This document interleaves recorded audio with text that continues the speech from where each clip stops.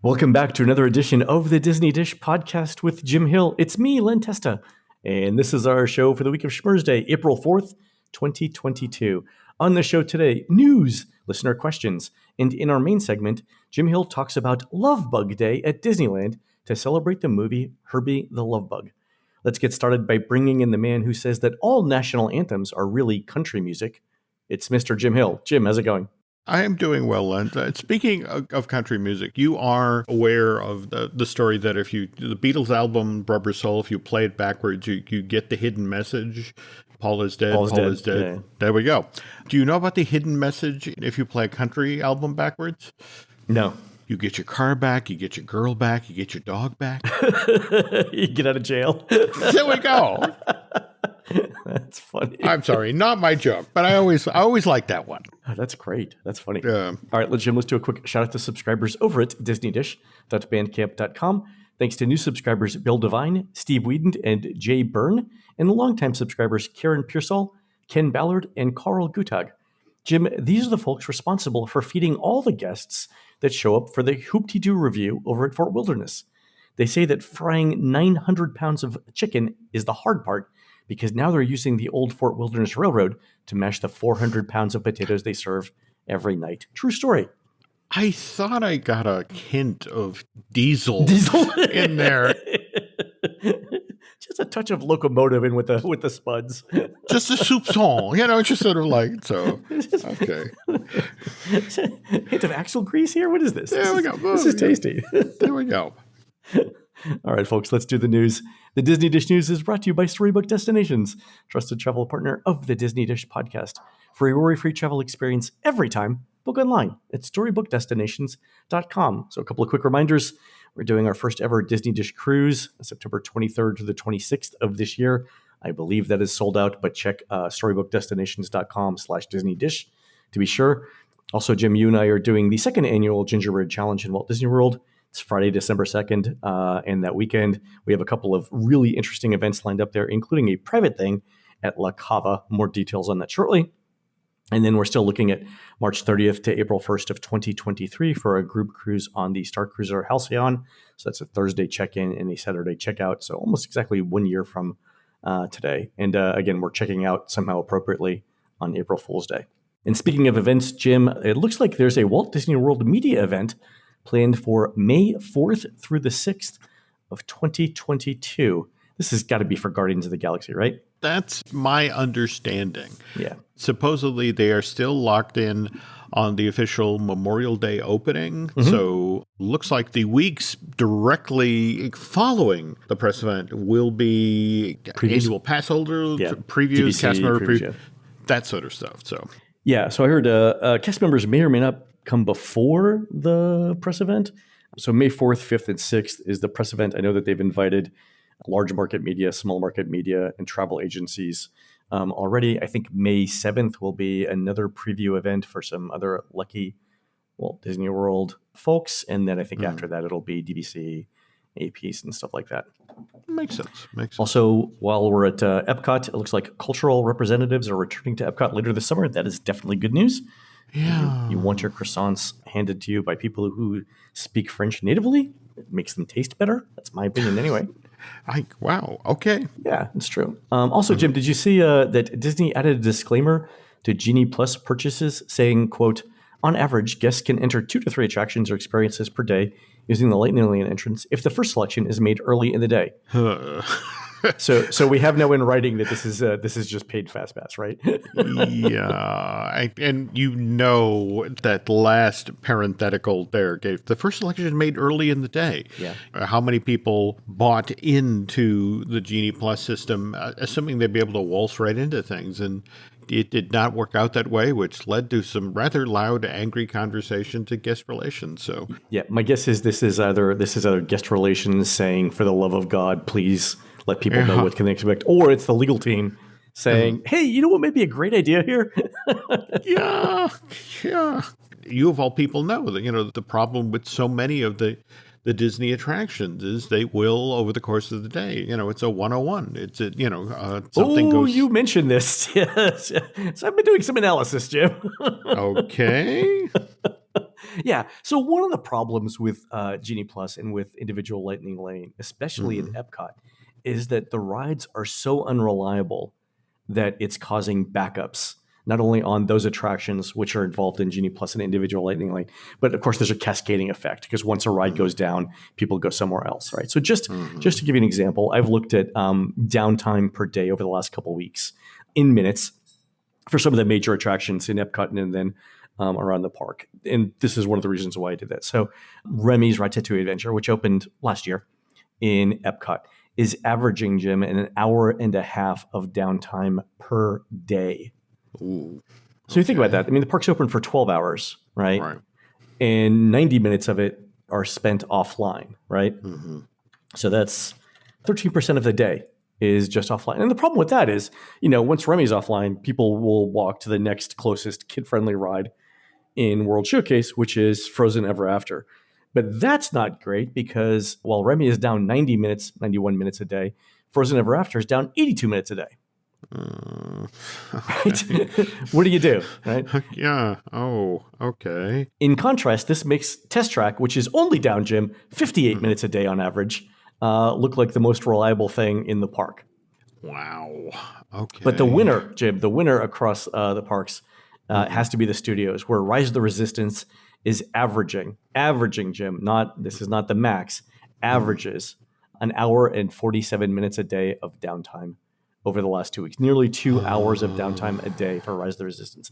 And that's on top of Mickey and Minnie's Runaway Railway, which averages 45 minutes a day almost in terms of downtime. So between those two rides, you're looking at just under 150 minutes, 2.5 hours a day of downtime in just those two rides.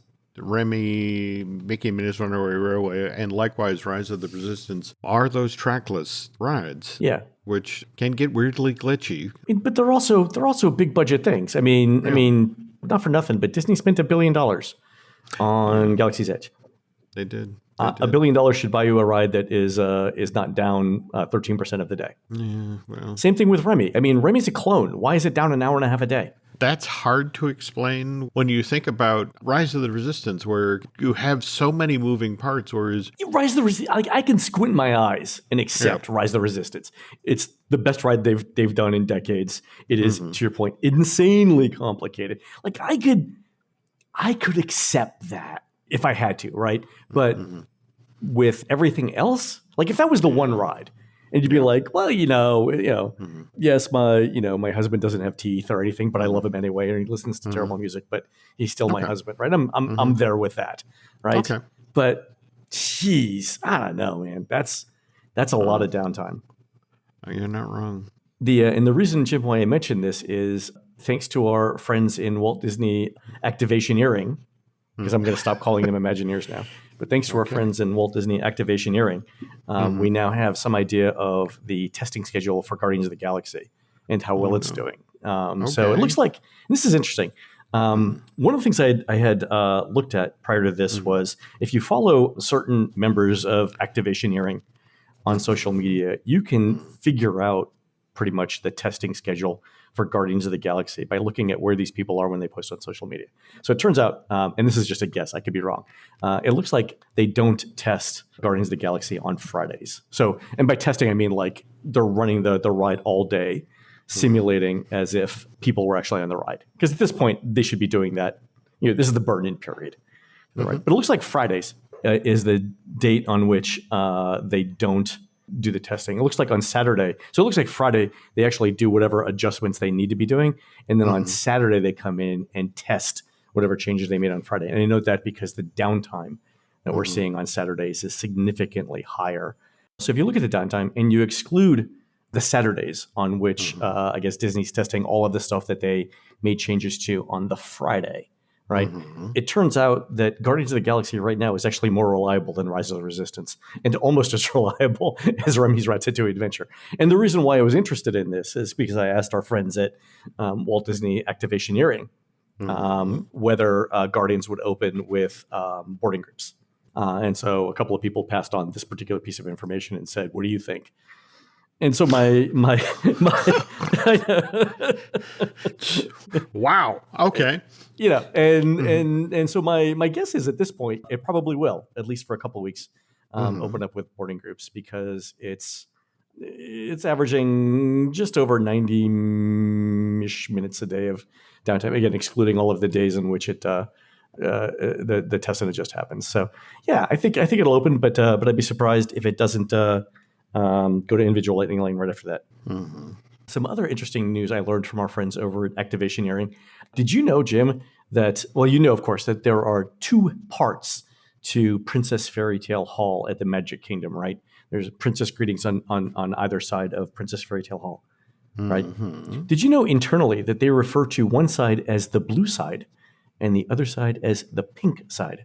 Isn't that supposed to be tied to the whole make it blue, make it pink thing from Sleeping Beauty?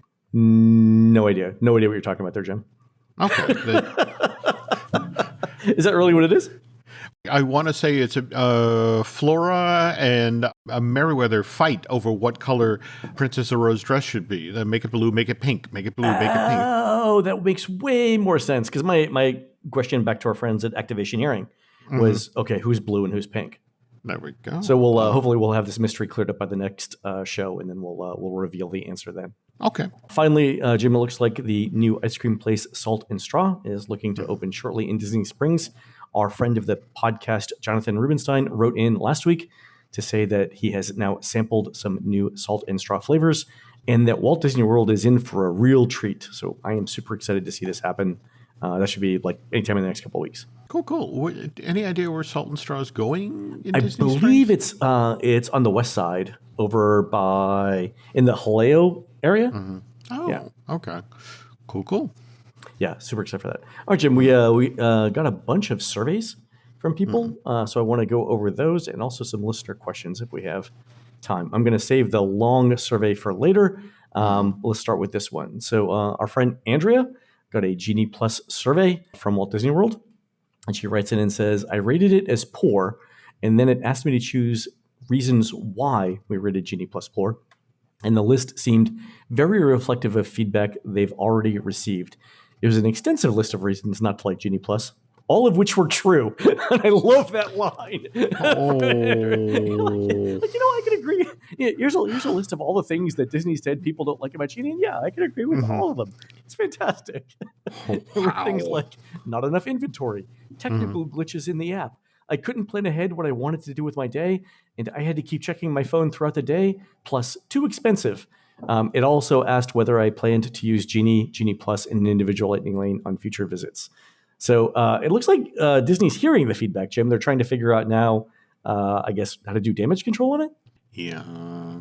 What's been fascinating just this past 3 weeks or so is Disney's battles with the state of Florida, but we're going to talk about that next week. But yeah, virtually every article, in addition to talking about Mr. Chapek tussling with Governor DeSantis, disgruntled customers. Yes, works in a mention of to the effect of rising prices at the parks, new admission materials, and it's just sort of like Disney can't escape this story. Oh no. Yeah. I mean, it's like the White Star Line when they launched the next ship after the Titanic, and the press release was like, yeah, but remember the time? But what about? No, we're not talking about that anymore. We're on to the new thing. There we go. Yeah. All right. Our friend Nicholas sent in a Disneyland Magic Key survey, and Jim, I want to get your input on this one question that I haven't seen before, and I want your take on what the possible meaning might be for it. Okay. So Nicholas's survey included this question. If the Magic Key program had not been an available option, how many times would you visit the Disneyland Resort over the course of a year? If you're unsure, please enter your best guess. So there's a two-parter here. How many trips would you take? And the number of days per trip. So why would they want to know whether you'd still come to Disneyland, and if so, how often and for how many days? You remember, they had this previous pattern established to the effect of they wanted the locals to come twice a year. They wanted them to come during the summer, and they wanted them to come during the holiday period. Yep. And now with all of this annual pass holder program coupled with the fact that you need reservations to get into the park and that sort of thing. Oh, yeah. That's broken. Yeah, because you can't make reservations, right? There's some days, and we've seen the lawsuits, right? There's some days where you just can't get in, even if you've got the non-blackout date ticket. Yeah, and there's a lot of people at Disneyland who are like, don't panic. Remember, we're still coming out of the pandemic. We're still ramping up. But I'm told retail is off, food sales are off. A lot of the revenue streams that the company had always counted on aren't where they're supposed to be. And the problem is you can't point to the pandemic anymore. Well, no doubts, yeah. Were you the one that told me, because you mentioned the food sales, were you the one that told me that kitchen cook staffing is at 40% of pre-pandemic levels? If that. Yeah. And do you see that Disney's offering now, like, was it $4,000 signing bonuses if you can boil water? Like, honest to God, like if I was coming out of school right now, I would do a 6-month culinary career and just take the bonus. It's such a strange situation because Disney finds itself competing against Amazon. Yeah, for bus drivers, and for things like that, Yeah, and it's just one of these things where it's like the forces in the marketplace have changed so dramatically just over the last 2 and 3 years that Disney is genuinely struggling to, what's it going to take to get people to come through the door? And I mean, this is another reason why you are seeing increasing leaning toward automation. Or can we put that in an app? Because that means we don't have to hire a person or persons. Yeah. Cooking food, though, isn't going to be automated anytime soon. And that's by itself is not only a huge investment, but it kind of restricts the number of things that you can cook. Right. Well, because you and I could figure out how to cook a hamburger after learning how to cook an omelet. But to teach a robot to do that is decidedly more difficult. I agree. But not to say that there aren't people out there trying that very same thing. Yeah, no doubt. Yeah. So, yeah. By the way, did you see Universal just raised its entry level wages for cast members to up to $20 an hour? That tells you quite a bit about the Orlando job market. All right. Before we do the last survey, a couple of quick listener questions. This is one from the fabulous Mrs. Shannon Ford. By the way, you should check out her YouTube channel. That's Shannon Ford. And Shannon writes in with this. My family and I typically travel to Walt Disney World the first week of December, so 12/4 to 12/11 this year. However, my son is now in school, so that means taking him out for a week. We noticed that this upcoming school year, his winter break includes the first week of January. So we're thinking about moving our trip to January 1st to January 8th instead. I know the beginning of January tends to be slower. However, because other school districts may have a similar schedule, I'm thinking that may not be the case in 2023. The touring plan's crowd calendar shows mostly 7s in January. I know the tail end of the week is the marathon, but do you have any thoughts? Yeah, so this is interesting because January 1st is a Sunday. So the legal holiday in 2023 will be January 2nd, which is the Monday. But then Orange County schools also have off January 3rd as a teacher workday. So that means the only day that week where there's not either a school holiday or a marathon is January 4th. But that's the day probably everyone's flying in for the marathon. There you go. And then you've got that. So yeah, I think it's going to be fairly busy. The only thing really we don't know this far out is about how the flu or COVID numbers are going to look, next winter. And that'd be my only big concern right now. But assuming, things stay as good as they are now, I would expect that first week of January to be much busier than average. No. Sorry, Shannon. Them's the breaks. Have you thought about truancy? There we go. Exactly. All right. Here's one from Dan Heaton. Great job on the latest episode on the modern classics from Disney. Len mentioned Agent P's World Showcase Adventure, which was actually the second iteration of that interactive game in World Showcase. Yes, Dan, you, Pat O'Day, and approximately 11 billion other people pointed that out. The first was Kim Possible, which really changed the landscape. I'm running because I thought you might be interested in the podcast interview that I just released with Jonathan Ackley, the creator of those experiences, plus Sorcerers of the Magic Kingdom, the Minehune Adventure Trail over in Alani, and the Play Disney Parks app, and a Pirate's Adventure. So that's tomorrowsociety.com/Jonathan-Ackley-podcast if you're interested. Dan's great. I've done his podcast a few times, and every time Dan sends out a list of questions he's going to ask, it feels like a graduate school syllabus.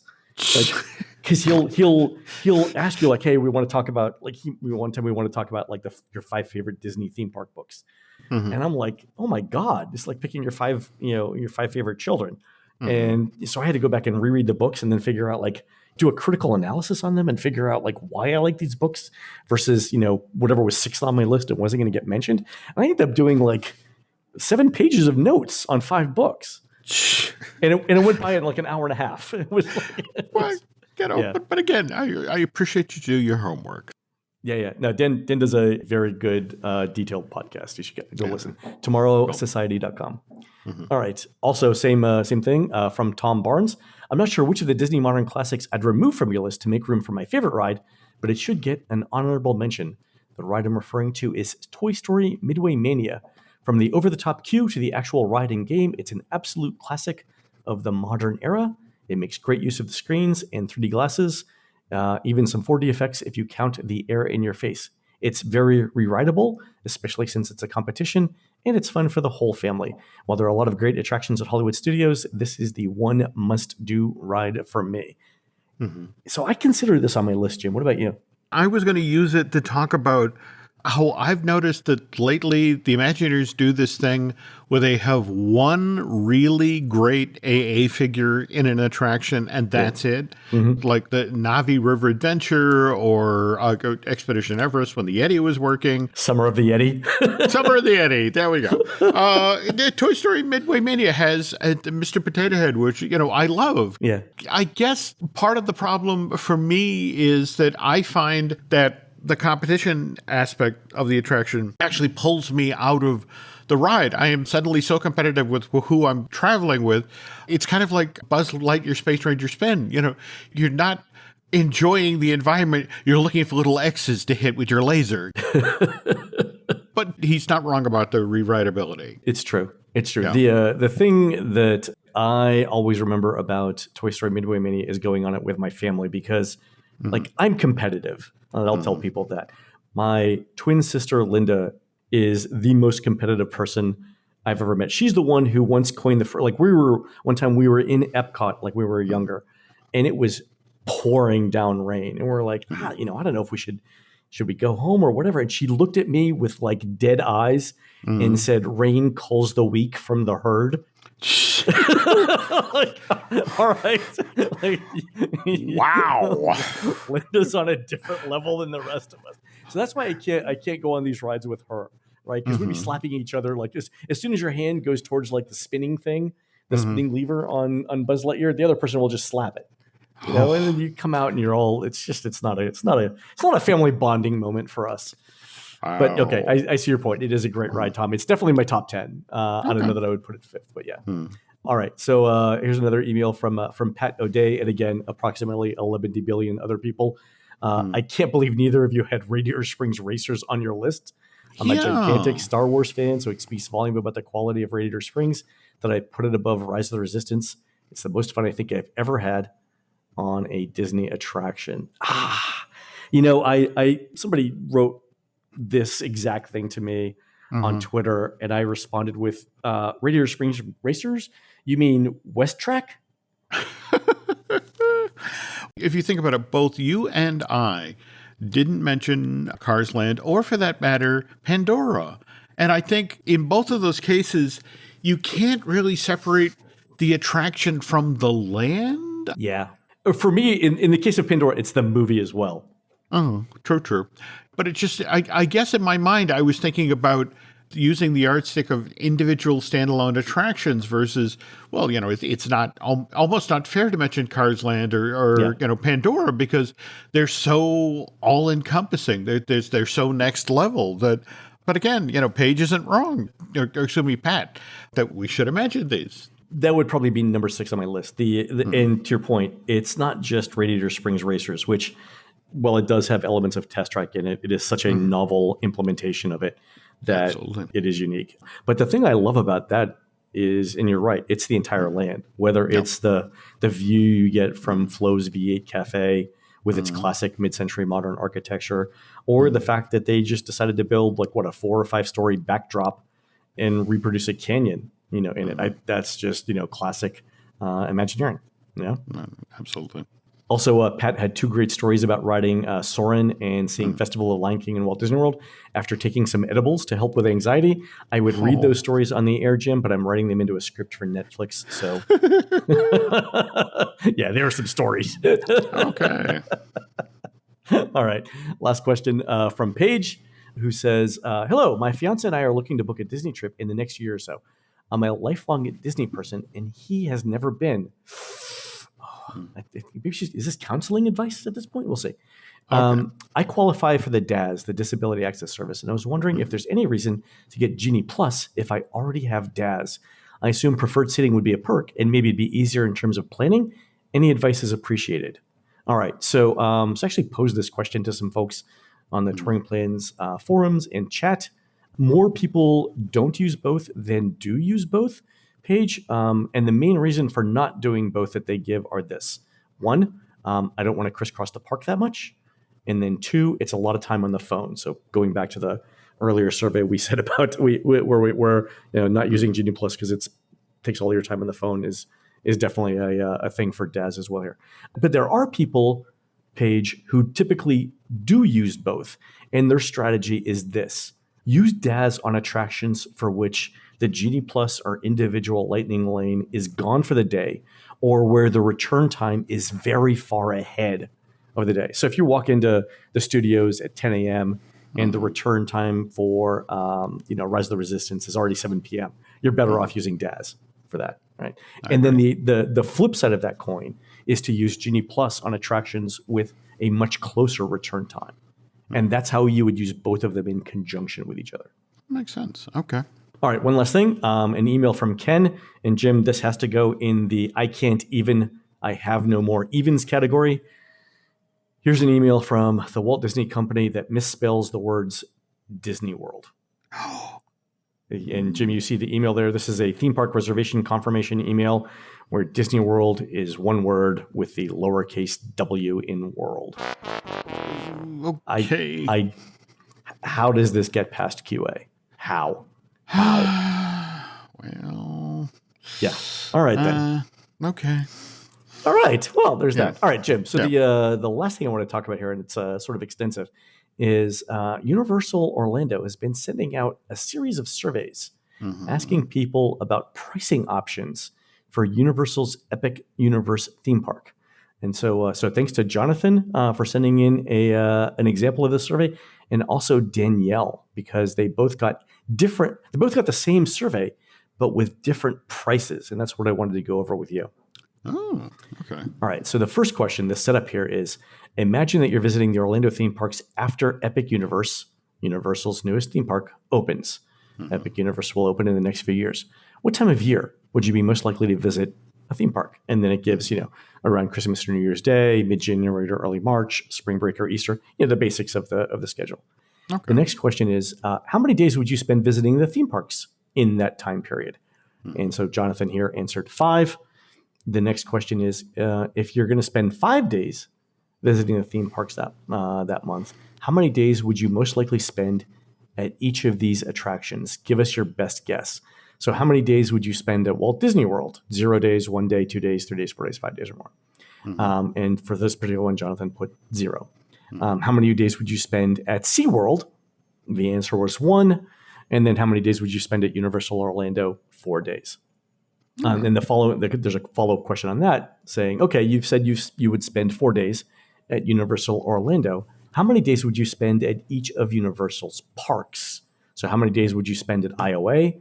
How many days would you spend at Universal Studios Florida? How many days would you spend at Volcano Bay? How many days would you spend at Epic Universe? And so for this particular question, Jonathan answered that he would spend no days at Volcano Bay. I think he's going over Christmas, so that kind of explains why for weather. He'd spend 1 day at IOA, 1 day at Universal Studios Florida, and then 3 or more days at Epic Universe. So I think Jonathan here is definitely the demographic that Universal wants for this kind of survey. Okay. And then the next question, there are 12 screens on this one, but it asks how you feel about different price options. And this is really interesting because of the way the questions are structured. And I'll give you an example, Jim. First question, screen number 1 of 12, says, If these were the only Universal Orlando Resort tickets available, which one would you choose? And there are 4 options. Option number 1, the simple one, is I don't like any of them and I wouldn't go to Universal, right? So we'll just ignore that. Okay. If we ignore that, then there's 3 options per screen. All right. Okay. So the first option is you can go to Universal Studios, you can go to Islands of Adventure, or you can go to Epic Universe. And that's park hopping, right? So access more than 1 park per day. You can throw on an additional visit to Volcano Bay for $70, but your ticket is only good for 1 afternoon after 4 p.m. Would you pay $120.99 to get into those 3 parks after 4 o'clock and park hop? All right, that's one option. Okay. The second option on the screen is Universal Studios Florida, Islands of Adventure, Epic Universe, Volcano Bay for $85, and 1 full day plus 1 afternoon after 4 p.m. for $428.99. Right. So if you look at that, right, if you just subtract the second option, or the first option from the second option, the question is would you pay $308 for 1 day of park hopping between the 3 parks? That seems like a lot of money. That does. That does. Mm-hmm. The third option would be 5 days just at Epic Universe with an additional day at Volcano Bay for $70, but the 5 days at Epic Universe cost $300. So let's put that in comparison. You could do an afternoon at 3 parks for $121. You could do 5 days at Epic Universe for $300, or for $129 more, you could visit Universal Studios and Islands of Adventure for 1 additional day. I know we have a few more screens to get through here, but yeah. I wonder if the whole notion of, would you visit it in the afternoon? Yeah. Remember, this is the park that's going to be built next to the Orange County Convention Center, and we've already been told that one of the more intriguing features of this park will be the fact that the lands will be designed in such a way off of the hub that they can be literally closed off. One land will shut down. For corporate events, yeah. There we go. You were the first person to mention this, I think, Yeah, and depending on, whether there's one giant convention in town or several smallish conventions, but would still want to avail themselves of the opportunity to have a land open for either a breakfast event or say close it off in the late afternoon for a party in the evening. I think Universal recognizes going into Epic Universe, their pricing is going to have to be that much more dynamic to reflect the, I know you wanted to go into the Universal Monsters land, but that's closing at 4 today. So I don't think you should necessarily pay full price. But here, let's go with our sliding scale, so to speak. I definitely think that's it. And by the way, I love the idea that Universal can close off an entire land for a corporate event. And I think this is something that we saw hinted at Volcano Bay, where access to certain water slides happens through one of its themed areas, and they could do the same thing there. So you could basically buy a slide for a night. The other thing, so 2 other things I thought were interesting. I previewed this to some of our friends who know Universal better than I do. So Joseph Matt was one of them, and he pointed out this afternoon option might be Universal's attempt to steal an afternoon away from Disney for people who are arriving like midday. Ooh, right? So for $49, and I'm just making up a number here, $49 to go check out a Universal theme park, the day that you show up, people might take that. You know? Yeah, that's not a bad idea at all. The whole notion is going for an incremental approach, but if enough people go for the incremental, that could be a significant pile of change. So for any of our listeners who've got this survey, if you could send me the screens, I'd appreciate it, because I'm compiling a master spreadsheet of all the different pricing options. And one of our listeners, Adam, actually correctly identified that this is something called conjoint analysis, where he says the objective is to identify exactly which product features matter most to your customers. So Adam pointed out that in his previous life, he did it with food products. So if you're looking at food products and one of them is low salt and one of them is low calorie and one of them is low, or has expanded flavor, stuff like that. Or non-GMO versus GMO, you can actually test different combinations and different price points of those features to see which things mattered the most to people. Interesting. So here's the interesting thing. If I compiled all of the results into, like I said, into a survey. So looking at just the pricing options for Epic Universe among the surveys that we've seen, the pricing for one afternoon at Epic Universe is varying between $140 and $146, which that's not a huge range. But the more interesting thing for me would be the price ranges for a 5-day ticket, which varies. One survey I saw was at $300 for 5 days. Another one was at $355 for the same 5 days. So that's $56 more, right? Or $55 more. And then another one was at $610. So $300, $355, and $610 for 5 days. That is quite the range. Wow. And then there are a couple of other interesting ranges too. So for like just Universal Studios Florida, the price ranges for 5 days were $592 or $610. If you wanted 1 day and 1 afternoon, the price options for all 3 theme parks, but not Volcano Bay, so Universal Studios Florida, Islands of Adventure, and Epic Universe. If you wanted 1 day and 1 afternoon where you could hop between the parks, the price options ranged from $205 to $429. I don't know that they could get $429 for 1 day and 1 afternoon. No. And this is one of those things where I was thinking, like, are they putting that $429 in just to make everything else look better? That's possible. I get that Epic Universe, everything we've heard is, this is the next level park. Yeah. We were just talking early in the show about lands like Pandora and Cars Land, or to a lesser extent, Galaxy's Edge. This is supposedly Universal throwing down the gauntlet for what it will do in this very same space. So that set of pricing is very confident. It's very aggressive for what it is. Yeah. People who come into town for conventions, they typically aren't spending their money. They're spending the company's money. And so that's what supports all of those overpriced restaurants along I-Drive. Yeah, that's true.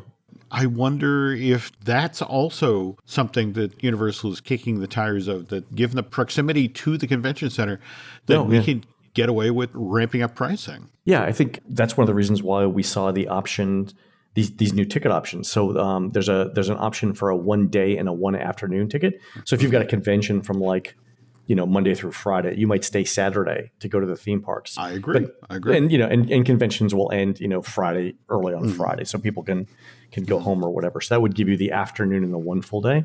But the other interesting option that was in the surveys is just the afternoon tickets. And the pricing on these things was all over the place. So like the least expensive afternoon option that I saw was $70 to get into either IOA, Epic Universe, or Volcano Bay.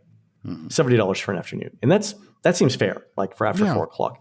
But the most expensive option was $287 to get into IOA and Volcano Bay with park hopping for an afternoon. Yeah. That's a lot. That's nearly $300 for an afternoon. That seems pricey. Yeah, so $70 to $287 were the options there. Most of them were in the $120 to $160 range with park hopping for afternoon. So it'll be very interesting to see where Universal goes from here with this. Love that we have this information this early out. Yeah, and I'm definitely going to do the analysis to see what's going on there. Cool.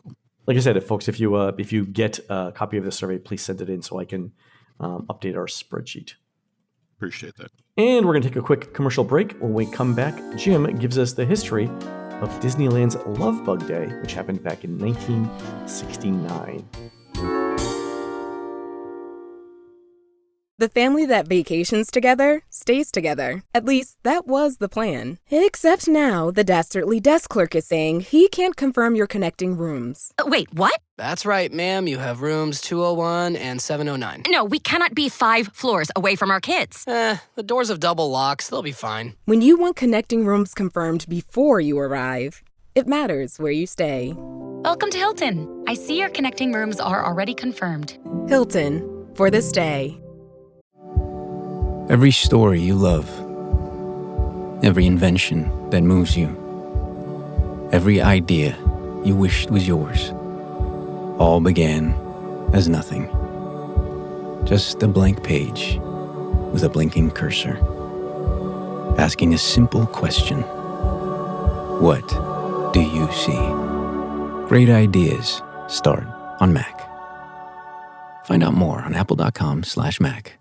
Every Who down in Who Newville liked the holidays a ton. But where to get great prices on gifts, they had no idea. None. They searched and they searched for great gifts under $25. Gifts for spouses and friends and even their toddlers. When suddenly one Who shouted, Walmart has what you want, knowing they have Lego, Tree Hut, and low prices to flaunt. So they enjoy the holiday season as Who's often do. Cheering and shouting, Walmart has incredible gifts. Who knew? Find gifts they'll love under $25 at Walmart.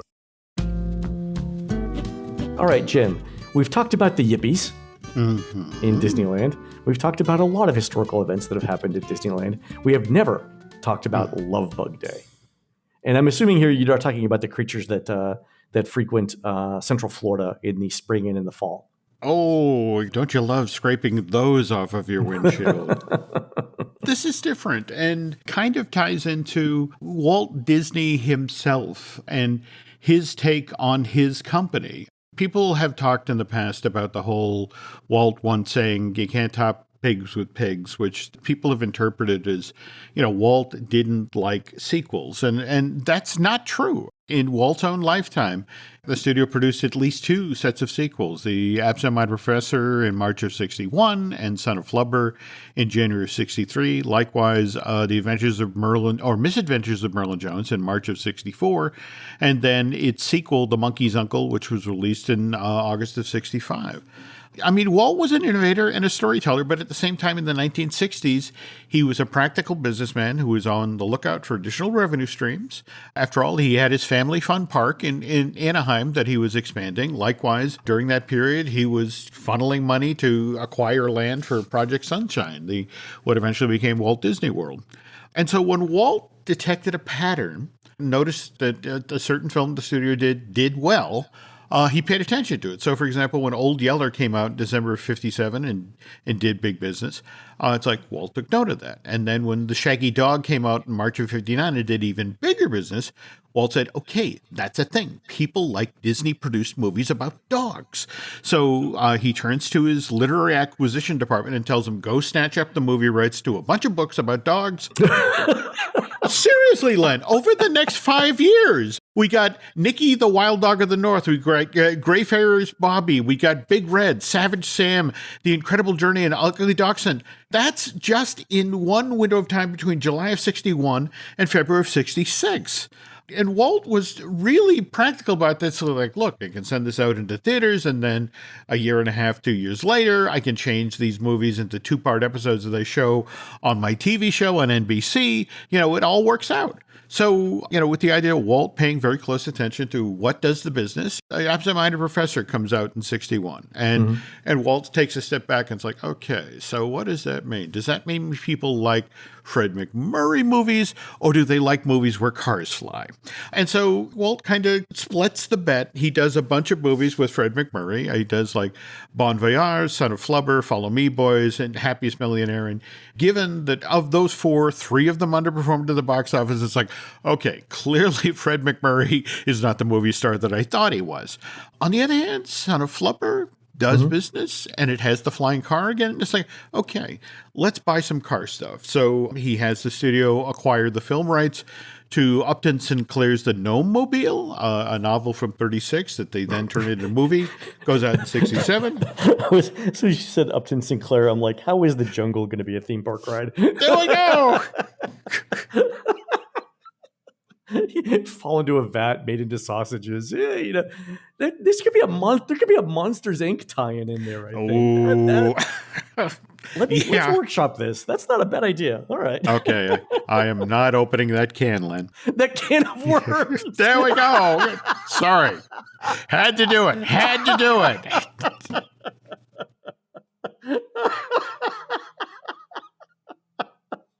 That was beautiful. Anyway. Okay, so Walt tells us we need car stuff. And so one of the things that comes in over the transom, I mean, it's not a script, it's not a book, it's more of a treatment for a film by Gordon Buford. It's called Car, Boy, Girl. Buford bases it on, he grew up on a farm in Colorado, and he talked about how, his parents had this constant battle with the family car. And how sometimes it would start, sometimes it wouldn't start, but it seemed to literally be the whim of the car. And so he talked about his mom would sit inside the car and gently try to persuade it, and the father would curse at it. And it's still, sometimes it would take them into town, and sometimes it wouldn't. And he remembered how his mother, for example, would hold her breath as she put her foot down on the starter, as if she was really gentle, the car would start. And so, and Walt reads through all this stuff and sees, okay, a stubborn little car, a mind of its own. And it brings a couple together. It's okay, we can maybe do something with this. And everyone relates to it, right? Well, that's it's like thing. the dog in the car. Everyone relates to having dogs and having cars. Yeah. So Walt options this property in 61, same window of time as Absent-Minded Professor. But he passes away in December of 66, and Car, Boy, Girl sits in a slush pile of scripts on Walt's desks as, the employees mourn and the company tries to figure out how it goes forward without its founder. But luckily, Walt leaves behind a cadre of loyal creative lieutenants, and among them is Bill Walsh. And Bill is the producer of Disney hits like Shaggy Dog, Absent-Minded Professor, Son of Flubber, and more importantly, the studio's biggest earner to date, Mary Poppins. There are so many great stories associated with Bill because he is so matter-of-fact. There's an interview he did, for example, in 1970, where he talked about, look, I make movies for people between the ages of 9 and 14. It's a very intelligent and very honest audience. I don't make movies to make personal statements. I make movies hoping that they'll make money so I can make more movies. Oh, yeah. So that's his attitude going into this. So with this goal in mind, Bill gets the keys to Walt's office in the summer of 67, which, by the way, had been locked the day he died. And really? They weren't allowing people in. Oh, and so he sits at Walt's desk. He goes through the slush pile of scripts. He's looking for that film that would appeal to 9 to 14-year-olds, which also would make some money for the mouse. And he finds Boy, Girl, Car. And he's like, okay, this has broad appeal. I can do something with this. But it now comes down to, okay, so it's a story about a stubborn, small little car. But what car? And so, but Bill has kind of a genius idea. Early one morning, he has a dozen small cars, a couple of Toyotas, a handful of Volvos, an MG, and one pearl white Volkswagen Beetle. And he has them parked outside of the Disney studio commissary. And then he gets himself a cup of coffee and he sits in the patio and watches as the employees come in for the day and they go to get their coffee and their donut. And he wants to see how they interact with the cars. Oh, okay. A lot of the guys, they look at the MG and they're checking out, what the features in the Toyotas and that sort of thing. But what Bill noticed consistently is the one car that people just didn't touch, but they petted. Was the Volkswagen. And because it's the most accessible of the cars. I mean, you and I, Jim, can work on a Volkswagen. Mm-hmm. Well, we could fix that car. Yeah. You repair the rubber band, then you go.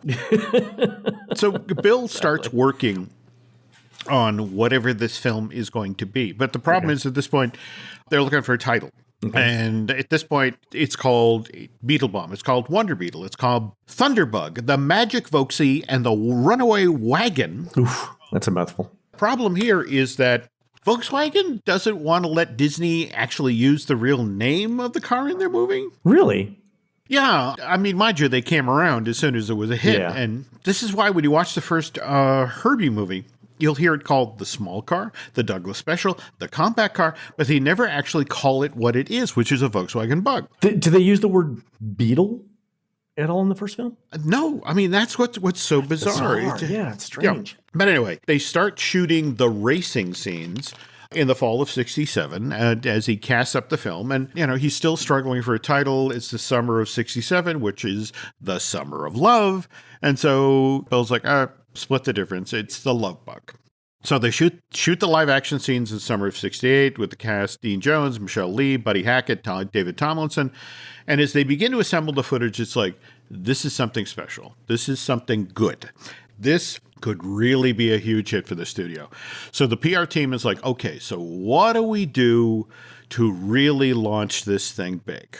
This is obviously a summer film. It should be, in fact, that the thinking was that we want this to be in as many theaters as possible in the summer of 69, literally hit the weekend that the drive-ins open. Because it's a car movie, Right. People will take their cars to go see the car movie.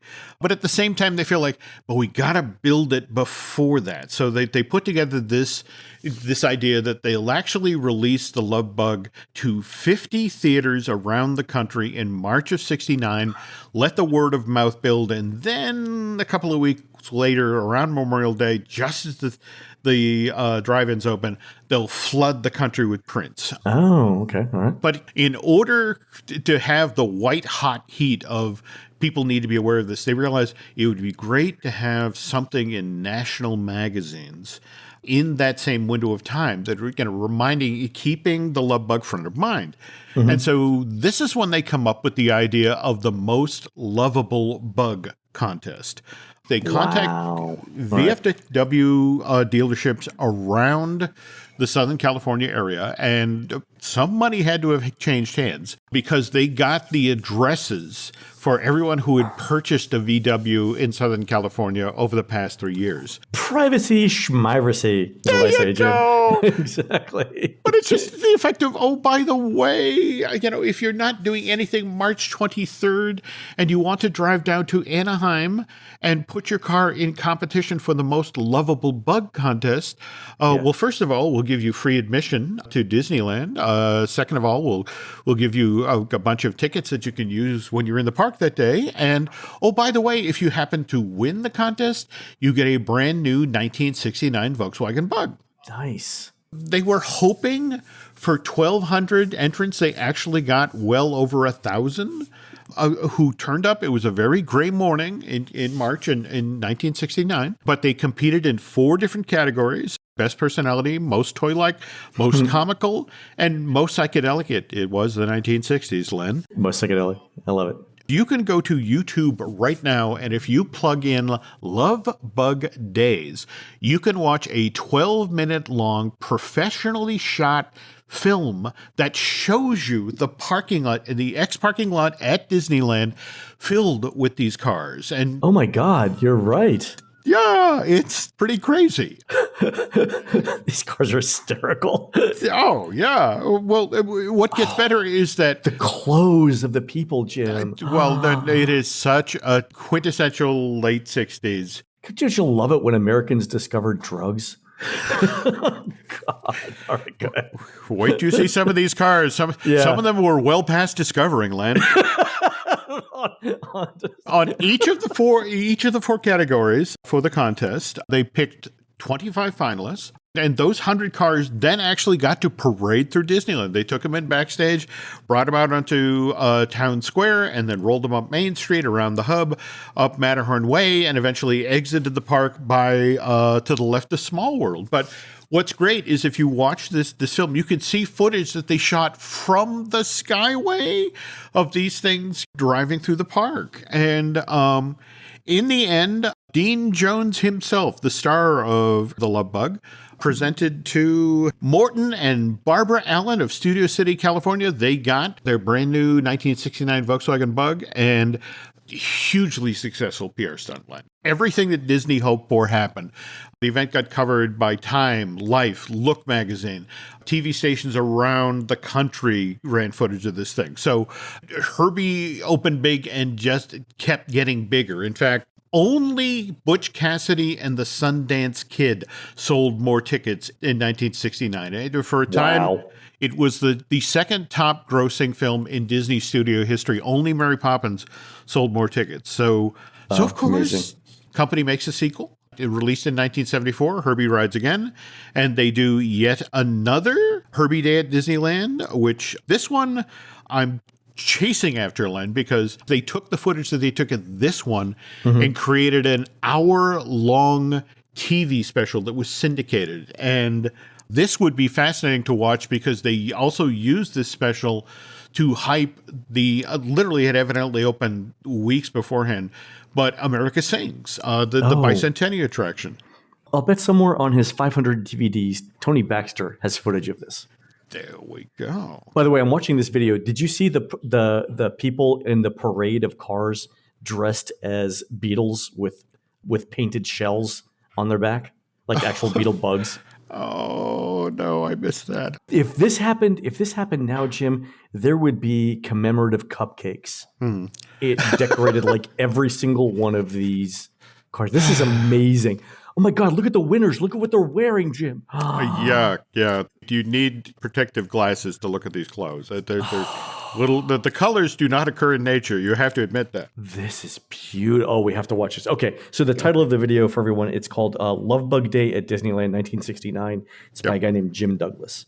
Okay. Wow. Of course, when you have two films that do this much business, the original Love Bug and Herbie Rides Again, of course, Imagineering is going to be asked to kick the tires, so to speak, of developing a Love Bug-themed attraction. And they did. There are at least two pieces of concept art that have floated up into the internet. One recreates a scene from Herbie Rides Again, where literally Herbie is driving up a support cable for the Golden Gate and sort of crest the top of that bridge.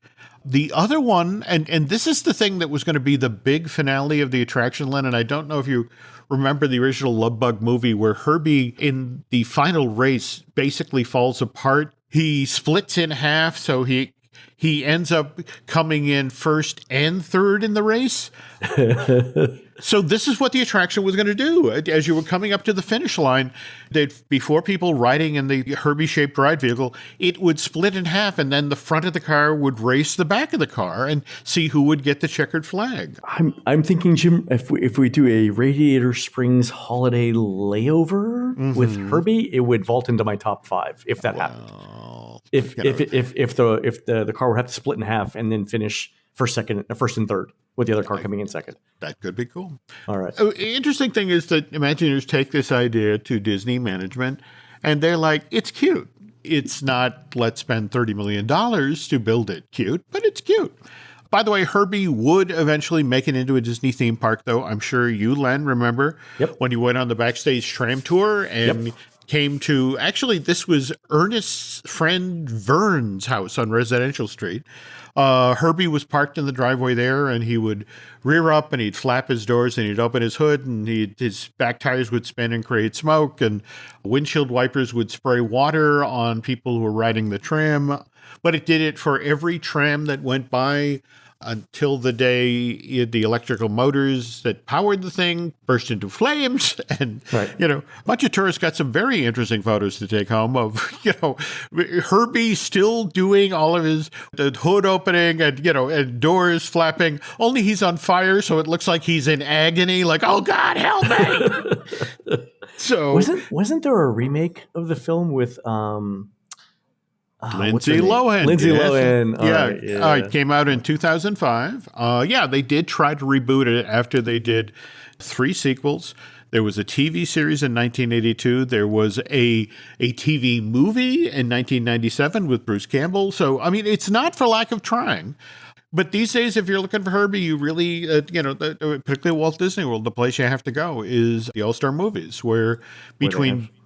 building 6 and 7, they have that oversized Herbie sort of bisecting the building. But yeah, honestly, folks, if you want an entertaining piece of video, as Len was just mentioning, go seek out this Love Bug Days video. And what a snapshot of what it was like to go to Disneyland. That's one of the best videos I've seen in a long time. That's fantastic. 12 minutes long. 12 minutes of absolute classic late 1960s fashion. It's incredible. There we go. Great job, Jim. This is you were on today, man. This was great. I'm here all week, folks. Tip your waitresses. Okay, try the feel. There we go. All right, folks, that's going to do it for the Disney Dish show today. Please head on over to disneydish.bandcamp.com, where you'll find exclusive shows never before heard on iTunes. On next week's show, we're going to talk all about the Reedy Creek Improvement District, where it came from and where it's going. You can find more of Jim at jimhillmedia.com and more of me, Len, at touringplans.com. We are produced fabulously by Aaron Adams, who's entering his prize-winning bacon, beef, and veal East Texas chili in the East Texas Gusher Days Chili Cook-Off on Saturday, April 16th, 2022 at the corner of Commerce and Main, starting at 1 p.m. in beautiful downtown Gladewater, Texas. While Aaron's doing that, please go into iTunes and rate our show and tell us what you'd like to hear next. For Jim, this is Len. We will see you on the next show.